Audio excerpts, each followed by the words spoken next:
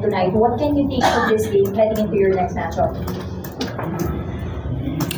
Well, tama yung sinabi mo, no?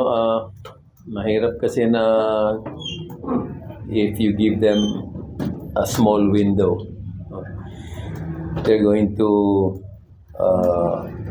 gain confidence. They're going to. It's really different playing without pressure for them, no? And just trying to give a good show. So, yun yung sinasabi ko sa kanila, mag-ingat tayo kasi pwede mangyari talaga yan. And nangyari nga. But it's a good thing you were able to hold them back. No? So it's a good thing that we were able to keep our guys fresh kasi isang pinaghahandaan din namin yung game namin sa Sabado. You know, we have to fly out a few days, 1 day of rest and then practice ulit the game ulit. So what was really on our minds was to still keep them fresh for the Saturday game. At the same time, try to win this game.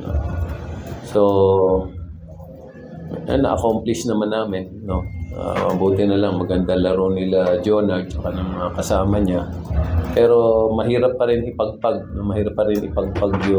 yung Terra Firma kahit bandang huli pa. Thank you, Coach. Jonard, matanong ko lang, anong reaction ni coaching dun sa game? Tumawa na. Nagkatinginan kami na napamura ako, sabi ko.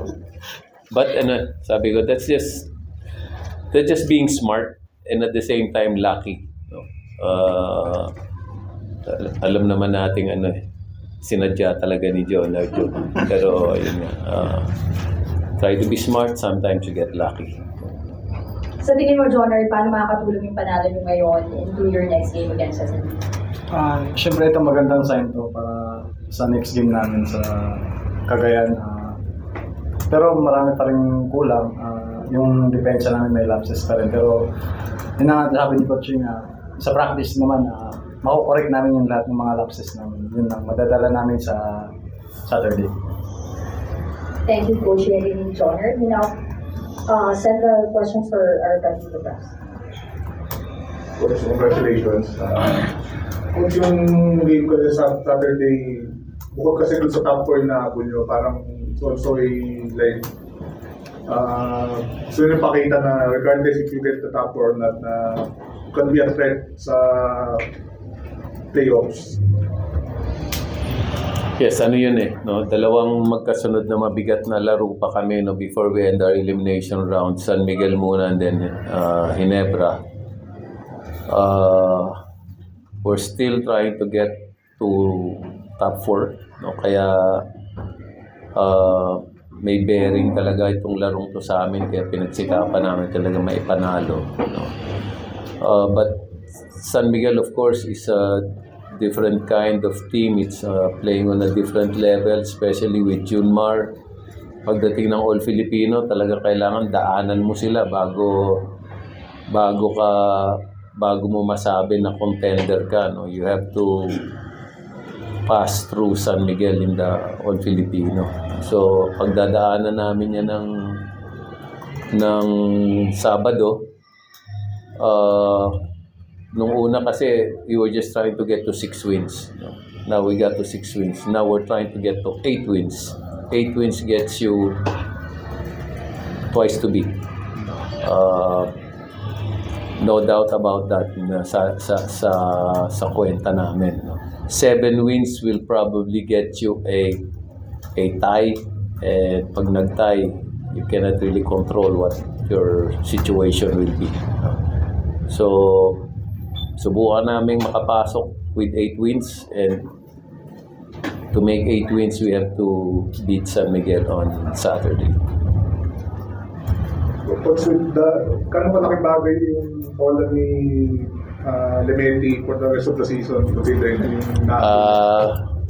Malaking bagay kasi paganda na yung laro ni Felix I don't know if you noticed, we've added minutes to his playing time. We've given him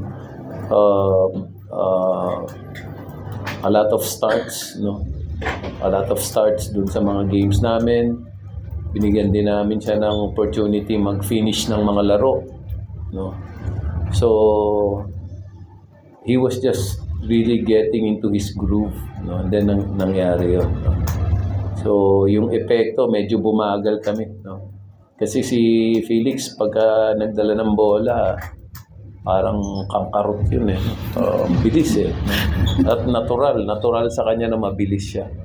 Yung mga ibang gwardiya namin, kumbaga sa kabayo, kailangan pinapalo mo pa para bumilis. Si Felix, may kusa. No, itutulak mo lang, mabilis na. Yung iba naming mga gwardiya, pinapalo pa para bumilis.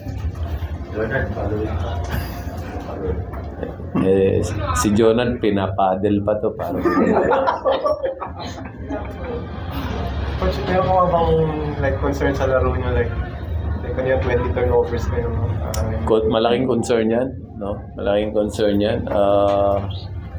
But it's mostly mental, no? Pagka naman big games, hindi kami masyadong nagta-turnover kasi even before this game, I think we were the least team with the team with the least turnovers on the average. Kahit mabilis kami maglaro, hindi kami na nagta-turnover ng bola. Pero itong last 2 games namin, naging problema namin. It's out of character, but we have to find a way to remedy it as soon as possible. Coach, alam natin si Jordan si Anthony Tumapos. Kanina, ay paano nakapiga ka ng 10 points from Escandor? Just talk about it. Part ng plano namin to give minutes to our bench kasi nga gusto namin fresh pa rin kami. Babiyahe pa kami ng Friday. Tapos, mabigat na laro on Saturday. So, kailangan talaga yung key players namin presko pa rin, no? So that's really part of the plan. Even yung sina Sean, we gave them additional minutes para lang presko pa kami pagdating ng Sabado. And mabuti na lang na deliver siya. He got 10 points today.